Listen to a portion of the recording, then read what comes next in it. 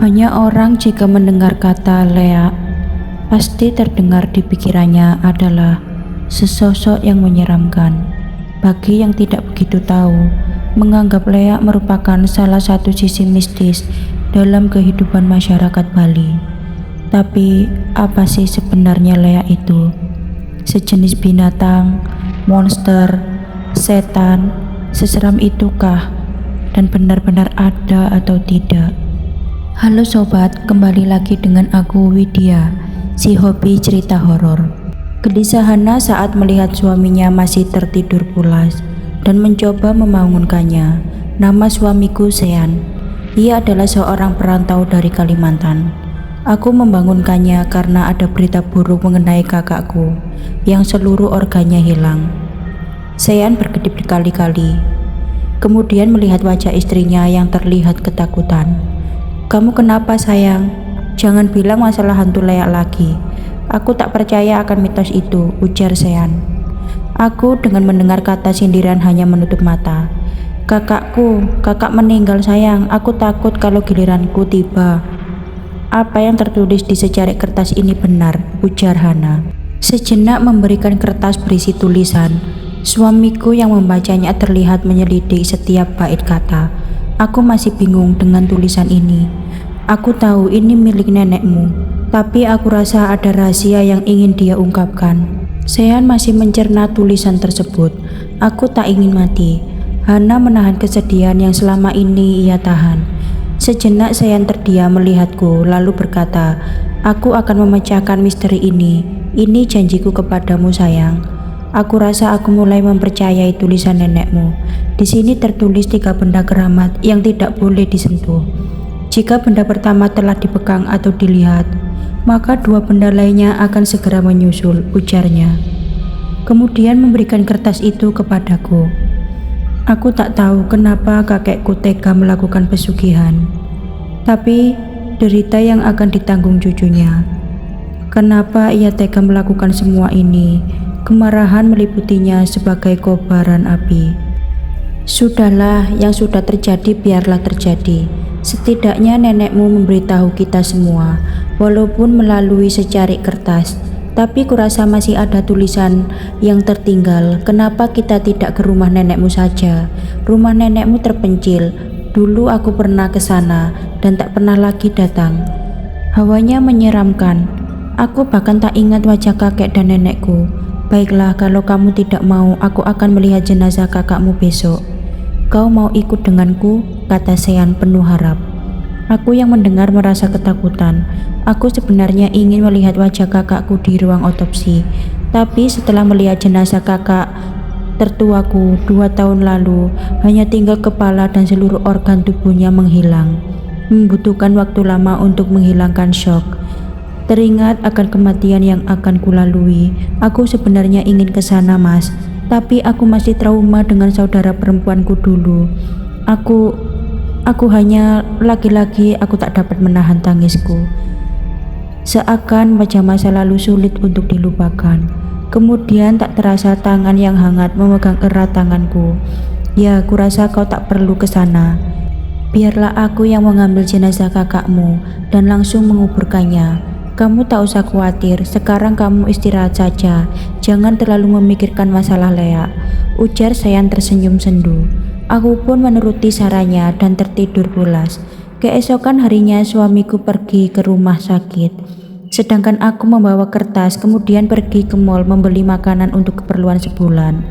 Aku pergi dengan membawa mobil. Di sana aku membeli sarden, mie instan, dan makanan yang tahan untuk sebulan. Setelah lelah berbelanja, aku pun pergi ke toilet wanita. Hendak mencuci muka walaupun firasatku agak buruk. Air kran membasahi tanganku, lalu ku basuh muka sambil mengeluarkan tisu untuk membersihkan sisa air. Entah kenapa bulu kuduk langsung berdiri, walaupun tak ada orang sama sekali. Aku melihat kaca, kemudian ada sekelebat bayang putih yang melintas. Seketika itu juga aku lihat di belakang, tapi tak ada apapun. Tapi lampu toilet itu berkedip-kedip 3 kali. Agak lama menurutku. Lalu kubulatkan tekad, yakinlah ini hanya halusinasi, pikirku, mencoba menenangkan. Aku kembali menghadap wastafel, tapi ada sebuah lipstik di samping keran air. Seingatku tak ada benda itu di sini. Lalu ku ambil lipstik itu, walau benakku menegaskan untuk tidak mengambilnya. Tapi tanganku tetap tidak mau berhenti. Seakan-akan lipstik itu seperti magnet dari tanganku. Aku pegang pelan, tapi bayangan putih itu kembali ada. Ku tutup mata dan kurasa ada tangan yang memegang pundakku. Aku tak berani untuk melihat. "Maaf, Mbak, kenapa?" tanya seseorang wanita berpakaian putih. Mataku yang masih terkejut melihat ke arahnya, dan perempuan itu tersenyum, mengingatkanku pada seseorang yang sangat dekat, tapi aku tak tahu siapa. "Oh, gak kenapa-napa, Mbak.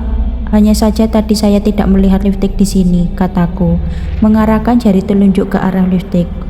Wanita itu sejenak melihat lipstik itu kemudian tersenyum. "Lipstik itu bukan milik saya juga, Mbak. Lebih baik Mbak ambil saja lipstiknya. Sayang jika tidak diambil," ujar wanita berambut panjang itu lagi. Ucapannya serasa membuai pikiranku. Lalu ku ambil lipstik itu dan juga barang yang ku beli. Lalu keluar dari toilet itu. Sebelum keluar aku sempat tersenyum kepadanya, dan dia ikut tersenyum. Tapi saat ku berjalan keluar, aku merasa ia menyeringai menatapku. Tapi aku tak memperdulikannya, lalu langsung balik pulang. Setiba di rumah ternyata suamiku telah berada di ruang tamu sambil menonton TV. Lalu ia berkata, "Aku tadi sudah menguburkan jenazah kakakmu. Aku lihat semuanya. Kurasa matinya memang sangat tidak wajar," ujarnya, memasang tampang menyelidik juga takut. Aku menatap suamiku sesaat lalu berkata, "Jadi kamu percaya kan?" "Ya, aku percaya setelah kulihat dengan mataku sendiri." Kurasa aku harus membongkar isi kertas itu. "Mana kertasnya?" "Ada di tasku, tapi aku mandi dulu ya Mas." Aku pun berjalan ke lantai atas, tempat kamar mandi berada. Sekalian mencoba lipstik itu, pikirku. Sementara itu Sean pergi ke kamar mencari kertas di dalam tas setelah istrinya masuk ke kamar mandi. Aku harus memecahkan teka-teki ini. Aku yakin ada jalan keluarnya. Matanya mencari seisi tas dan menemukan apa yang dicari. Matanya memperhatikan isi tulisan sambil bersandar di tempat tidur. Di sini tertulis bahwa Lea akan mencari tumbalnya setelah 3 benda ditemukan, tapi benda itu tidak disebutkan. Yang jadi persoalan, mengapa benda itu tidak disebutkan? Ini aneh. Lalu ada baris kosong di akhir tulisan. Di sini tertulis 3 hari lalu, selebihnya kosong. Tunggu dulu.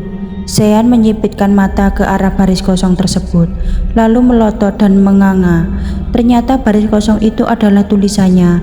Aku harus kasih tahu istriku, tapi tidak sekarang karena harus membeli kaca pembesar asli.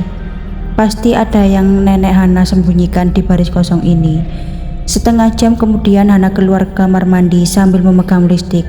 "Aku mau coba lipstiknya, sepertinya bagus," ujarnya sambil memperhatikan lipstik tersebut.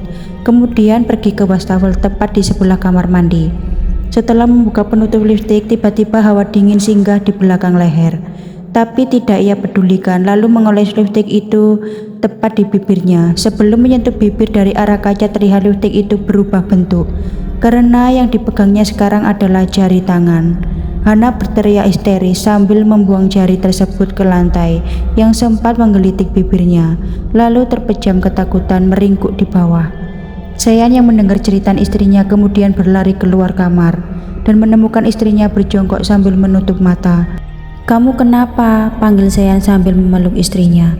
"Aku di sini sayang, jelaskan ada apa," ujarnya sambil mengelus pundak istrinya. "Itu," bisik Hana penuh ketakutan. "Itu apa? Sudah, jangan takut. Cerita saja apa yang sebenarnya terjadi." "Lipstik, jari," gumam Hana histeris. Suamiku memincingkan mata mencari lipstik. Lalu dari sudut matanya ia melihat lipstik yang teronggok di lantai. "Ini cuma lipstik. Kamu lihat kan?" ujar Sean meyakinkan. Buang lipstiknya," jerit Hana menutup mukanya. Sean lalu menuruti perkataan istrinya. Ia mengambil lipstik itu lalu pergi keluar sambil mencari minyak tanah untuk membakar lipstik itu. Di kejauhan sesosok wanita menyaksikan jari tangan miliknya dibakar. Esokan harinya Sean pergi ke pasar mencari kaca pembesar asli. Lumayan agak mahal, tapi semua itu terbayar setelah dia pulang. Sebelum membeli kaca pembesar, Sean sempat mengambil pemetik gitar yang ada di jalan, entah untuk apa. karena sudah banyak pemetik gitar, tapi tangannya bagai tersedot untuk mengambil benda itu. Ma, sepertinya kita bakalan tahu teka-teki tulisan ini. Papa sudah membeli kaca pembesar untuk membaca baris kosong di akhir kalimat 3 hari itu. Dengan mata menyipit, Hana mencoba menerka apa yang tertulis di kertas itu, tapi karena tidak tahu lalu berkata, "Apa isinya?" "Sebentar, aku arahkan kaca pembesar ke arah kertas ini dulu," jelaskan sambil menggerakkan ke arah baris kosong. Namun kata yang muncul, perjanjian kematian. Sudah jelas apa isinya, 3 hari perjanjian kematian. Ma, sepertinya kita harus ke rumah nenekmu secepatnya, sebelum semua terlambat. Dengan mimik campuran antara iba dan kepedihan, Sean memberitahu apa yang tertulis di situ. Lalu istrinya hanya berkata, "Mungkin ini memang takdirku, Mas." Hana berkata pilu, "Aku yakin jika aku mati maka Lea itu akan pergi. Biarlah aku yang mati. Kamu jangan berkata begitu. Kamu tahu kalau aku sayang kamu. Aku berjanji akan menjagamu. Kalau kamu hanya pasrah seperti itu, kamu bukan istriku." "Pasti ada jalan," ujar Sean penuh kemarahan. Hana berkaca-kaca mendengar ucapan suaminya. Kata-katanya bagai embun di pagi hari, bagai tetes hujan di musim kemarau. "Aku bangga menjadi istrimu, Mas.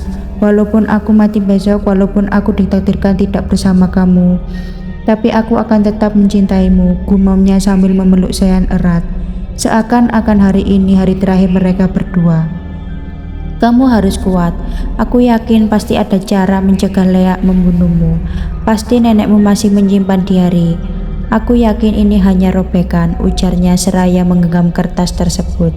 "Aku tak tahu soal itu, tapi kita berdua memang seharusnya ke sana. Aku sebenarnya gak mau ke tempat angker tersebut, tapi siapa tahu yang kamu bilang benar, Mas," ujarku tersenyum sendu. Kami pun sejenak melupakan esok hari. Sean mengambil gitar sambil memetik senar gitar di tengah malam itu. Tapi Hana tahu apa yang dipegang suaminya. Itu bukanlah memetik senar gitar, tetapi kuku jari kaki. Malam itu dilalui Hana dengan penuh ketakutan, tapi ia menyembunyikan diri dari suaminya. Lalu mereka berdua pun tertidur. Di mimpinya Hana berada di satu tempat, hampir mirip perpustakaan. Di kegelapan malam itu ia membawa obor dari bambu. Yang menyalakannya, ia menyusuri lorong-lorong yang panjang dan gelap. Hanya diterangi obor yang dipegangnya, ia menyusuri lorong itu.